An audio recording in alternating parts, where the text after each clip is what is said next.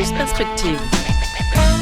Hello and welcome to this edition of Paris Perspective with me, David Coffey. Now, as a diplomatic tool, an instrument of soft power and a means of influence, luxury contributes to the international reach of world powers. And to discuss the geopolitics of luxury on Paris Perspective today, I'm joined in studio by Bruno Lavagna, who is a consultant in the geostrategy of luxury. So what is luxury? Well, it's everything from crafts, yachting, fashion, accessories, perfumes and cosmetics to gastronomy. You know the brands, you know the rest. Now, Bruno, thank you very much for joining me on the programme today. Well, David, thank you very much. It's really an honor for me and a pleasure to be with you and to exchange our geopolitics. May I just add that luxury is not only the brands you talk about, it's a state of mind and it's art de vivre. Indeed. And it's also about a certain pride. It goes back to a status of one's nation state, it could be said. Right. Now, in your latest book, the Geopolitics du luxe, the geopolitics of luxury, it gives a breakdown of the economic power, the political weight of luxury, focusing on zones of influence, future challenges indeed, and the all-important emerging trends in the demand for luxury goods across the globe. Now, in that vein, we've had a very interesting 15 years on this planet. The one question that came to mind or comes to mind is we're looking at luxury items. We're looking at a certain niche market. Is global luxury and the luxury trade crisis proof? We had the economic meltdown of 2008. We've had the global COVID pandemic of 2020 that is still ongoing. So have all the luxury brands survived? What is their key? Well, you're totally right. I think one of the main characteristics of luxury, it has been for years and it will be for years. So whatever is climate change, wars, natural catastrophe, luxury is always there. Because, as I said, luxury is a state of mind, is an art of view. So whatever you are rich or poor, you need luxury. So it's really that each nation, each individual needs at once in his life to buy. So after a crisis, after a pandemic, after a war, you will go back to luxury. And whatever is your luxury, it can be a brand, but it can be also a dream that you want to realize. So basically, when we look in marketing about markets falling and then rebounding, we call it the V. Luxury is the one that comes straight back Revenge. up. It is. Revenge buying. Got you. Revenge buying. Revenge buying. But you have also to remind the pyramid of Maslow. You know, this pyramid, which you have the very basic, fundamental needs for the human being and the very top. And each individual has it. So as far as you can eat, drink and sleep, then you go and look for everything. Up and up and up the ladder. Now, let's have a look at the so-called great houses of luxury goods. Now, there's a lexicon that is used within the likes of Louis Vuitton or Chanel that really employ diplomatic vocabulary. Ambassadors are appointed. This is hardly a coincidence, is it? It is not at all. And that's really the beginning of my own history. I've been working in the luxury business since more than 35 years, and I have a very geographical and historic roots. So I am 4 language speaking, English, German, Italian, of course, and French.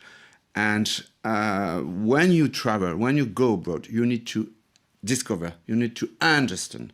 So behind that, luxury is worldwide.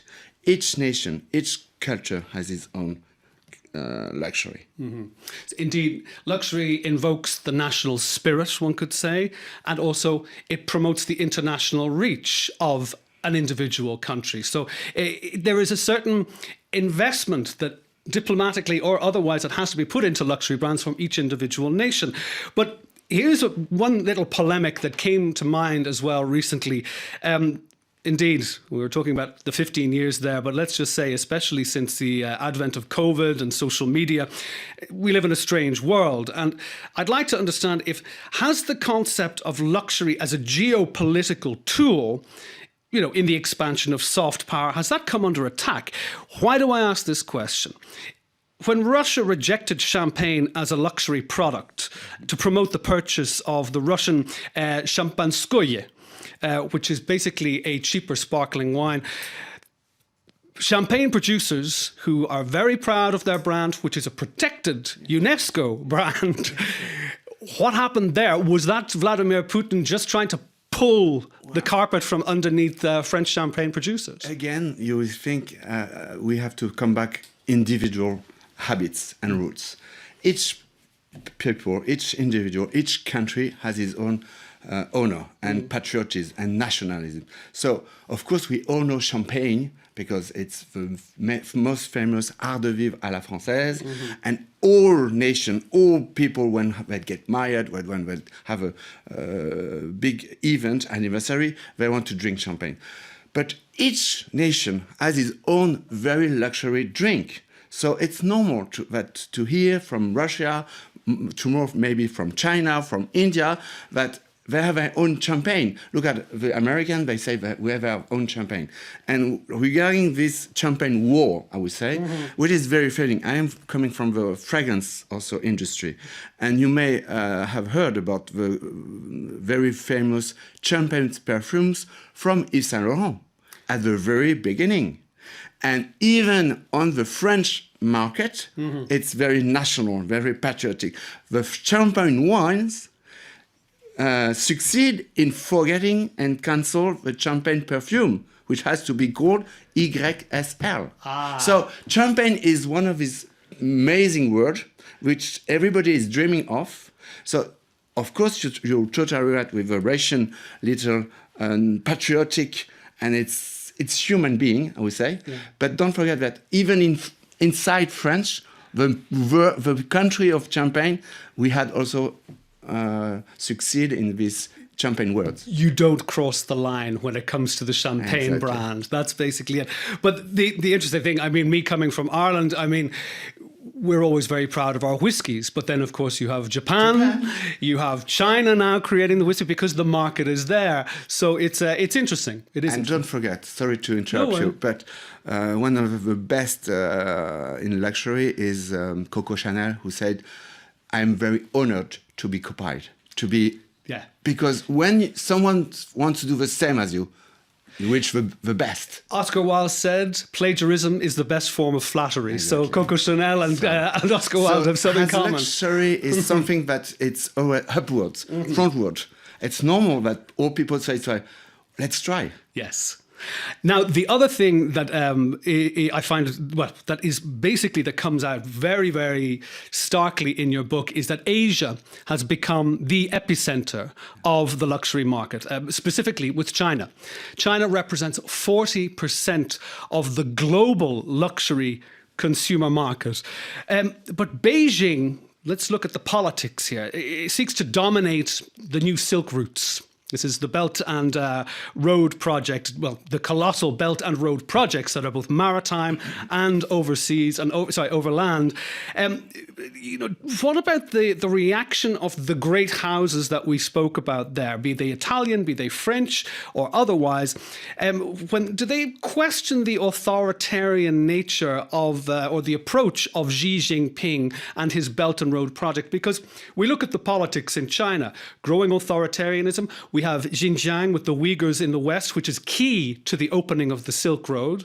You have the South China Sea, which is key to the maritime version of the Silk Road. And then there is the status of Taiwan. So let's just say with the Chinese market representing 40% of the almost 450 million luxury consumers in the world, is the market too big and too important for the luxury industry to take a stand? Well, you're totally right. Just don't forget that 1,400,000,000 Chinese are living, and we are 7 billion. So it means China will be over everywhere. Yes. Even with the pandemic, and if the Chinese market is closed, they still buy because they have this hunger, this wish to buy. and also because they are very nationalistic, patriotic. So, of course, Louis Vuitton, Chanel, but they want also to show they have their own luxury. And don't forget the history of China. The Chinese history tradition is very, very long away and Millennia. very millennia. And all of our brands from European countries have been inspired by Chinese history, tradition, and so on. So I would say, again, back to human attitude, human being. We are very selfish and very proud. So each people, each nation wants to show off and to show. And I am European, of course, but I'm very inspired by Asia in the spirits, in the luxury attitude, because I would say, to be very simple, Western countries were very material, and Asian countries are material, but also spiritual. And don't forget that a word, I don't speak Chinese, but I like the way they cut the words. When you say crisis in Chinese, means two things. Means, of course, crisis, catastrophe, war, earthquake, whatever, but also opportunity. Means from something which is revolution, you get a chance, you get a challenge, you get the opportunity to. And the Silk Road is exactly that. I mean, of course, China wants to show the world that they are not only the work of all the economy, the usine du monde, The factory of the world. Factory of the world, but they are very proud of their own history. Indeed, in your chapter, when it deals with China, it's not about inventing, it's all reinventing. It's everything is in brackets of re, because you do really genuflect to the fact that Chinese culture, even though it's gone through many shapes and forms, it dates back millennia at this stage. Now, let's, however, move away from China and back, well, here in France. France remains The country of luxury. the leader in luxury brands, accounting for 6 out of the top 10 luxury brands or luxury houses in the market these days. You've got Louis Vuitton sitting in pole position at the top, valued, now this is going to 2019 prices, at 47.2 billion euros. And then followed closely behind by Chanel at 37 billion euros, according to 2019. Which is not on the stock market. Which is not so. This is just their pot of cash. And then when you think of one of the most iconic brands, like Italy's Prada, it's number 10 with a measly 3.5 billion. Now, of course, this is all relative, but when you think of Louis Vuitton with almost 50... LVMH, yeah, the whole group. The whole group, exactly, the whole group. Because Dior, Guerlain, Champagne. Champagne, you name it. And then, of course, you've got LMVH, so I mean, just these conglomerates, the Kering L'Oréal, group. Hermès. Now, again, this is not knocking Prada, that's not knocking their marketing team, but why has the French touch resonated across the globe? What is it that France has given that the other countries haven't punched? Well, I really appreciate all these very accurate questions. When I was asked by Errol to write Geopolitics of Luxury... This is the publisher, yeah. Because I'm not a writer, I'm a marketing man, a consultant, as you said. So, but I was convinced of many ideas. And one of his luxury is participating to the geopolitics. But furthermore, luxury has been very successful thanks to geopolitics. And come back to the French history. We will talk about Comité Colbert, Louis XV, and so on and so on. So the French history is so strong, so powerful, that to be very proud of the French identity, the French government years ago promote the savoir-faire, the talent in different areas, architecture, Château de Versailles, Louvre, the way of eating, gourmet, champagne, drinking, so everything. And it has been so successful, inspired also by Asia, by Americas, by Africa. Yeah. It's not only French, it was just the power of French government to be inspired and to make their own identity. So it can all go back basically to the Sun King Louis XIV himself, one can say, because Colbert was his financial string puller. Exactly. So just indeed... And just to come back, when Sure. you ask me, how come that luxury brands are talking about embassy? I have been working for many brands, as you may know, such as Giorgio Armani, for Ralph Lauren, Lancôme. Of course, I launched also the fragrance of Salvatore Ferragamo. And each we're talking about, you are the ambassador of Giorgio Armani, of Ralph Lauren. And I said, no, I'm not ambassador. I'm just Bruno Lavagna, learning my job. Yeah. But the luxury brands have very well interpreted and integrated the diplomatic words and attitude. So it's true. Look at also Rocher, chocolate. Yeah. Because diplomacy is the best. When you are welcoming someone in France, today, Kamala Harris, so yesterday in Glasgow, all the British and the royal family, each country is so proud to host the people with the best they have, that luxury comes behind. Well, there was an old ad, an old publicity from the 1980s that everybody remembers from Ferrero Rocher, and it said, at the ambassador's reception, you only get Ferrero Rocher. And I mean, that's still almost 40 years on, everybody still remembers that. So what is funny is the luxury brands are convinced of the diplomatic influence. And what I want to show through my books, and thank you, is that geopolitics people, diplomacy, it's not that they're not convinced. It's their life. Yes. Because, I am very honored to work with UNESCO and ONU. When you see the 200 countries, each in France, in Paris, UNESCO, right now it's the 41st General Conference. Each country is coming with its own habits, its own way to be word and where to eat.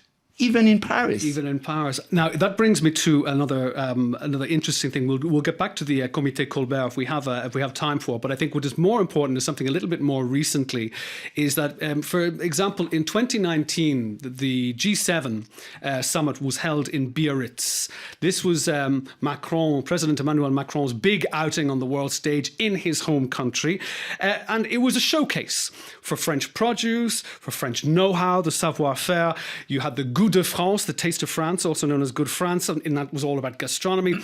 So that wasn't the first, but it doesn't mean that from here on in, on any G7 summit that is happening, whoever is hosting it is obliged to put on the showcase. Yeah, you're totally right. And it's very clever from our French president not to do always in Paris or Versailles, to show the spotlight worldwide to Biarritz. It could have been another city, but it is close to the Pays Basque, and Biarritz is the country of Imperatrice Eugénie. So it's a part of French history. And so that all the chief of state and all the people, the media, will talk about Biarritz, even if it's already very well known, because nobody discovered Biarritz thanks to G7. Yes. But it's just to show that France has a very different landscape. Now, let's indeed look to this Comité Colbert. We were talking about we can say that the exportation of luxury diplomacy can be brought back to Jean-Baptiste Colbert, who was the financial string puller. He opened up, controversially, the bringing in of the primary goods at such a cheap price, and then refining them and turning them into the luxury brands that we have today. So in 1954, this Comité Colbert was set up. What was its goal? It was a wish from all the... Well, it would be better to interview them there. Yeah. But was this a post-war reaction to say we have to get France back up? No, I won't say it's a post-war reaction. It's a wish and a reality, because luxury is worldwide. It's for everybody. So it's a wish to be stronger together, really. And of course, you can say me, but the Italians are very strong and they are less convinced like Comité Colbert. They are Moda and different institutional luxury Italian brands. So come back to Colbert, is the wish of the main French luxury brands to work together. Because each has its own identity, DNA. But Chanel, Louis Vuitton, Dior, which we're talking of the main, but there are thousands of us. I work a lot with Grands Ateliers de France, Maîtres d'Art. So we have been inspired by Trésor Vivant du Japon. Yeah, the living treasure of Japan. Exactly, yeah. which is a combine of industry and culture. And when you are Maître d'Art, you are not forever. You are always to retrain Keep and on to say, I trying. will save my talent, transmit it, and I want to educate, to form. It's almost like a guild system, one could say, Exactly. about training and training and Exactly. training and making sure that you're on top of your game as a master. So the strength of Colbert is very powerful because, as you talk about the Good de France, Alain Ducasse, with Laurent Fabius as a foreign minister, it's very clever. Good. The play on words. The play on words. Yeah. And of which there are plenty in your book, indeed. Exactly. Every chapter. Well, because gourmet is the best. Yes. Everybody is like champagne, we said, but also to have caviar or foie gras or whatever. Anyway, so it's very important to travel together. And just before the pandemic, I was invited by Louvre Abu Dhabi because they have a 10,000 years about luxury.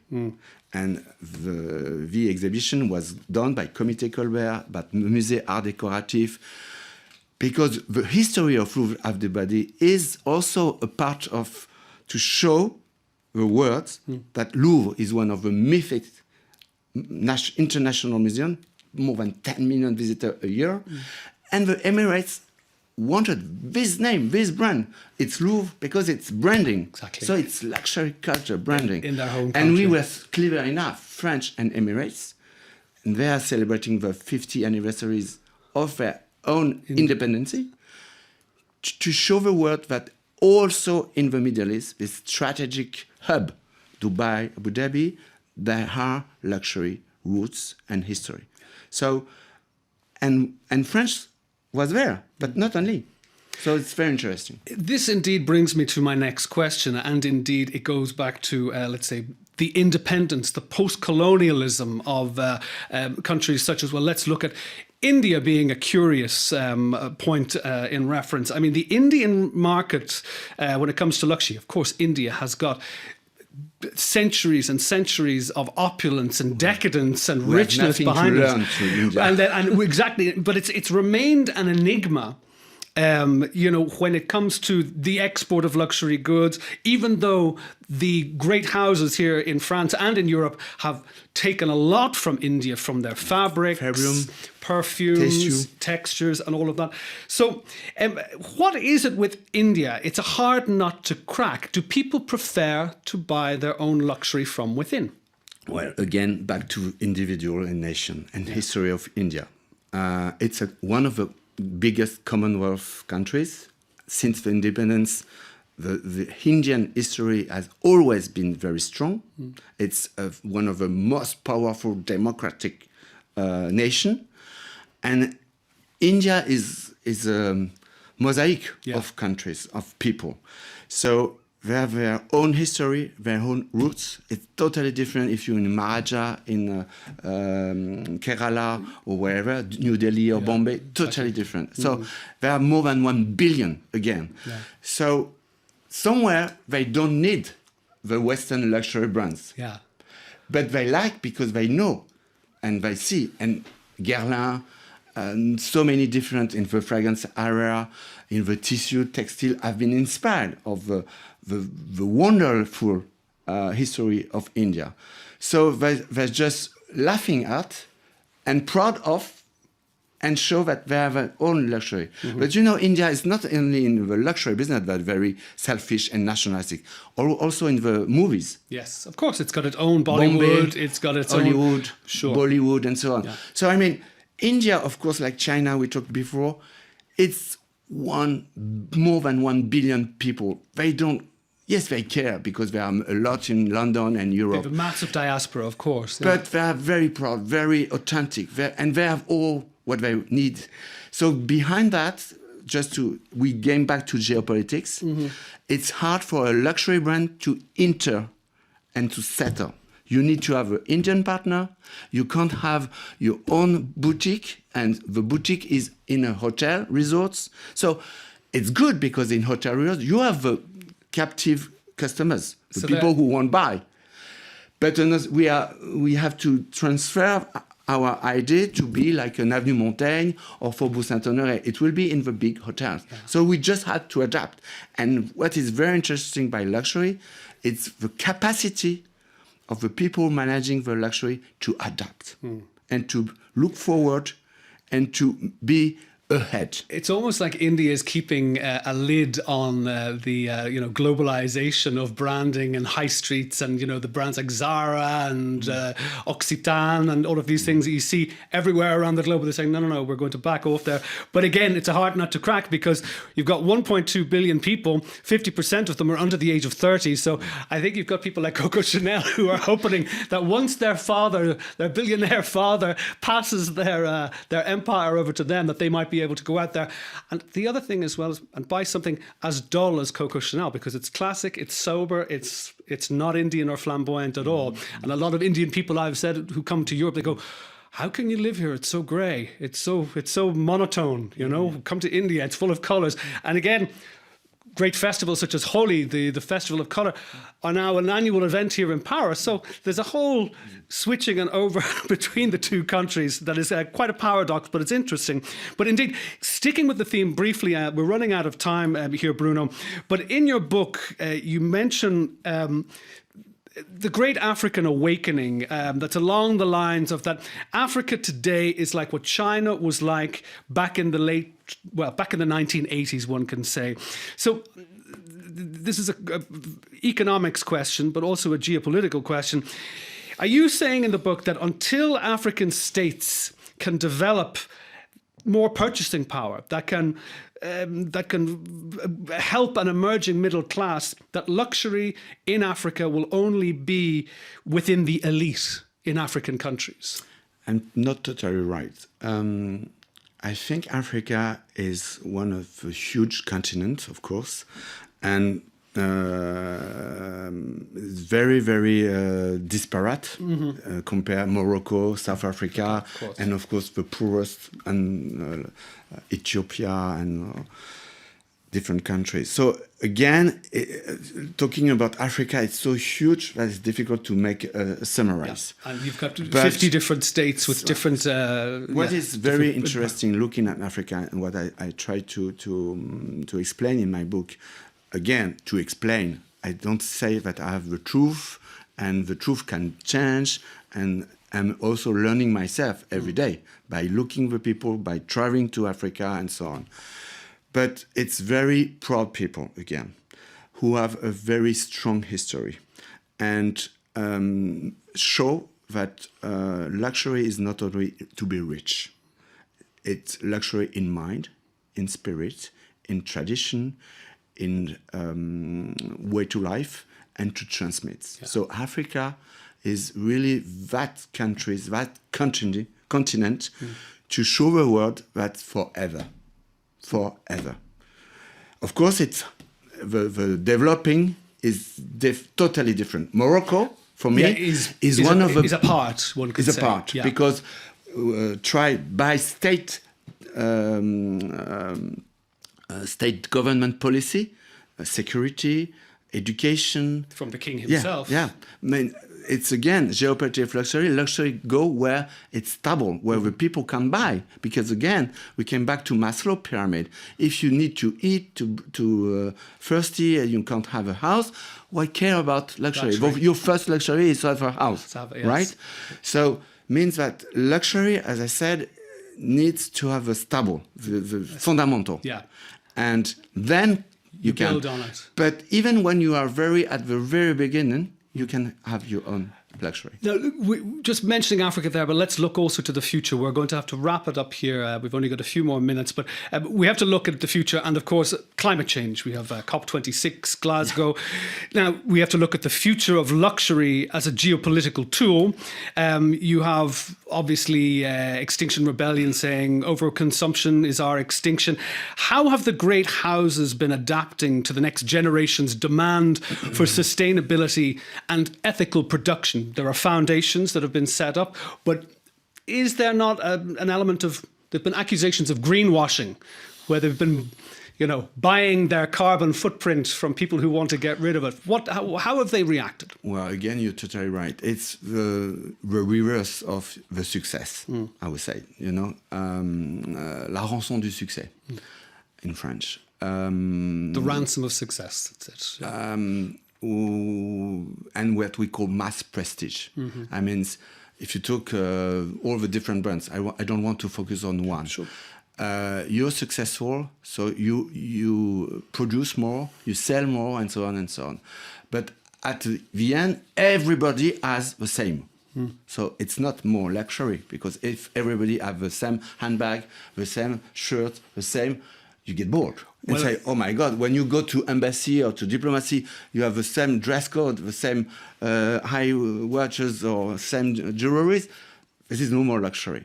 So the luxury brands have all be very clever, as I said, and very upward. Say, we have to restrain and to come back to our roots. So in that way, I show in my book that, of course, luxury is not perfect. Nobody is perfect.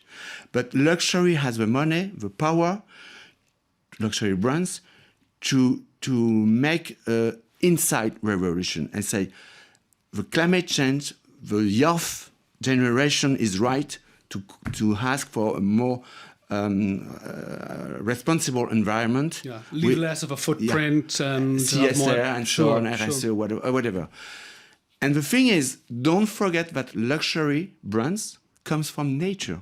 When maître d'art, it's transforming wood or clothes or fragrance and so on. So back to nature, just to make the nature more beautiful. So giving back to make sure that the environmental impact of the brands and what they are using to create their brands will be then reinvested. And look at the vintage recycle effect.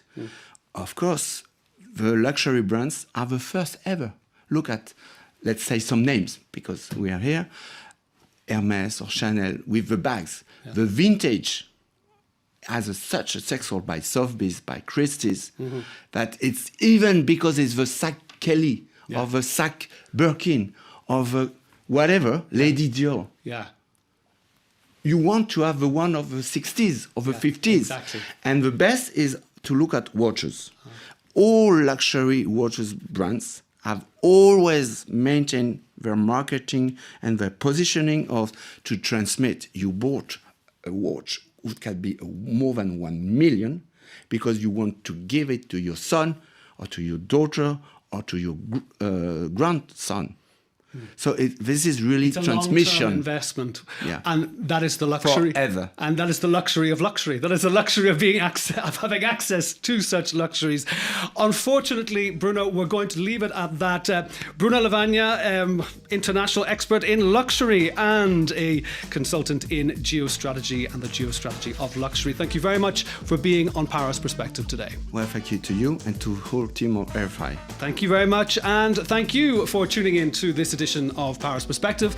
We'll be back in 2 weeks' time.